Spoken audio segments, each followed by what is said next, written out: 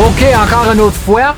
Entreprise missionnaire, aide missionnaire internationale, article la plus récente.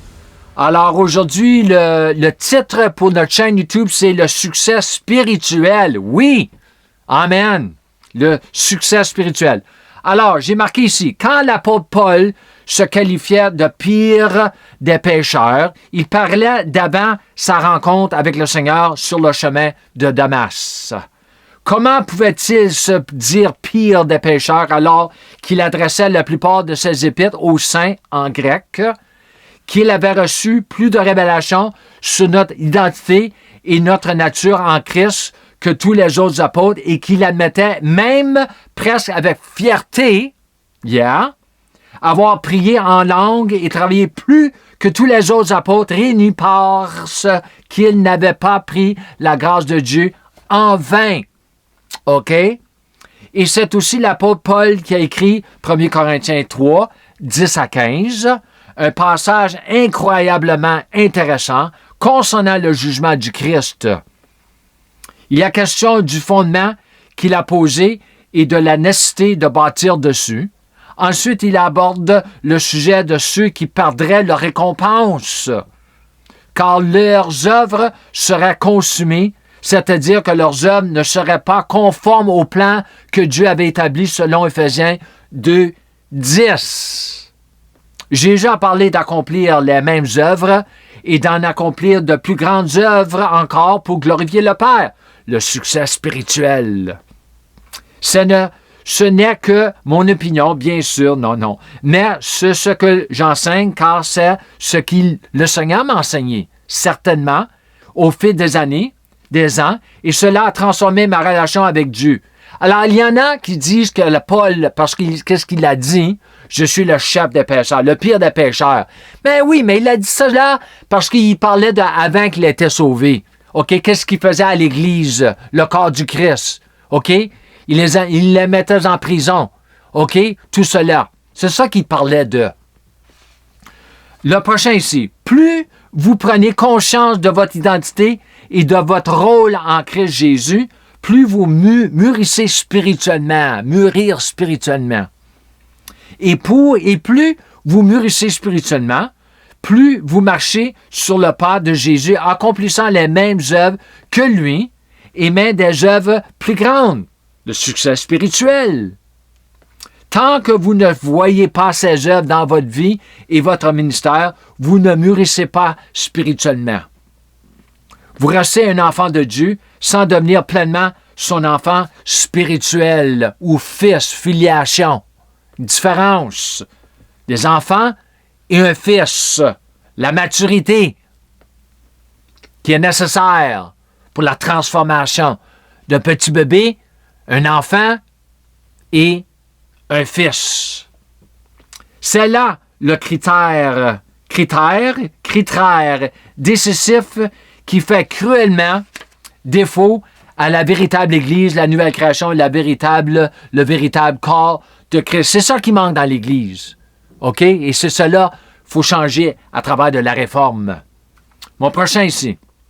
Les prédicateurs qui prétendent que nous sommes sans valeur. Il y a des prédicateurs qui disent « Oh, nous sommes sans valeur avec le Christ. » Non. Nous avons beaucoup de valeur avec le Christ. Même après notre salut, ils ignorent tout de leur identité en Christ. En Christ, dès l'instant de notre nouvelle naissance, dès la génération de notre esprit, nous recevons une nature nouvelle. La même nature que Jésus a été né avec dans son humanité. Une nature divine. Une nature de filiation. Wow! D'enfant de Dieu, mais encore meilleur, fils de Dieu.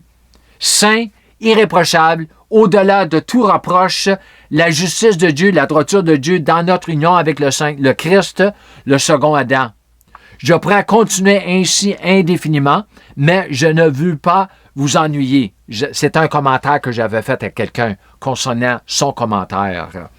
Si vous preniez le temps de méditer sur ces grandes vérités, ces réalités de la nouvelle création, vous prêcherez et enseignerez la véritable évangile et non un faux évangile. L'apôtre Paul nous avertit qu'il y en avait qui étaient pour prêcher un faux Jésus, un autre Jésus, un Jésus différent et un différent évangile, un faux évangile. Une fausse évangile, c'est plus féminin ou plus masculin. Mon prochain ici. Il n'y a rien de mal à la réussite spirituelle. Non, le succès spirituel. OK? C'est bon.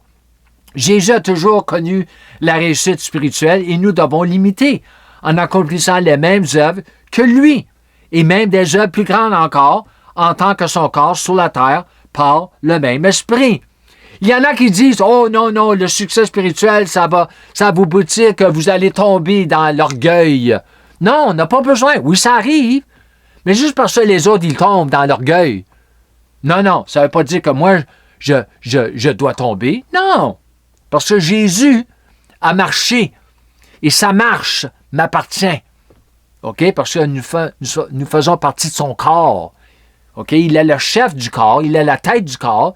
Nous sommes son corps, mais comme j'ai déjà dit, nous avons sa nature, nous avons le même esprit, l'Esprit Saint, pour faire les œuvres, ses œuvres. Mon dernier ici. Oui, vous avez raison en ce que vous dites absolument, parce que la personne qui a été crucifiée sur cette croix n'était pas Dieu la parole. Non, parce que nous savons que Dieu la parole a été fait chair ou homme, Jean 1,14. OK? On parle de la crucifixion et l'incarnation. Et nous savons que Paul parle de Jésus étant l'avant-dernier Adam, 1 Corinthiens 15, mais aussi intéressant, non seulement il était notre substitut, ce qui signifie qu'il a pris notre place sur cette croix, mais la parole dit aussi que nous avons été crucifiés avec lui. Nous avons été crucifiés avec lui. On a dit que nous étions là aussi. Je n'ai pas le temps d'expliquer cela. Nous sommes morts avec lui, enterrés avec lui, ressuscités avec lui et assis avec lui à la droite de la majesté. Jésus a été fait pour être péché avec notre péché et certains disent que Jésus est devenu pécheur. Non, il n'est pas devenu pécheur à la croix. Non, il est devenu péché avec notre péché. Il n'a jamais péché. OK? C'est faux parce qu'il n'a jamais péché au départ. C'est quelque chose que l'Église doit vraiment prendre en main parce qu'il y a un côté pratique à cela afin de sortir de cette grande réalité concernant la croix et tout ce qui s'est passé à la croix. OK? Afin de rendre disponible la nouvelle naissance, la nouvelle création, la nouvelle homme, Éphésiens 2,15. OK? C'est marqué de les deux, les Juifs et les gentils, il a fait un nouvel homme, une nouvelle création, une nouvelle race, une nouvelle humanité. Afin que nous puissions marcher comme Jésus a marché en tant que Fils de Dieu, faisant les mêmes œuvres que Jésus faisait par l'Esprit, Actes 10, 38, et des œuvres encore plus grandes. Ça nous appartient. Si vous êtes né de nouveau, ça vous appartient. OK? Alors, je vous remercie pour votre temps.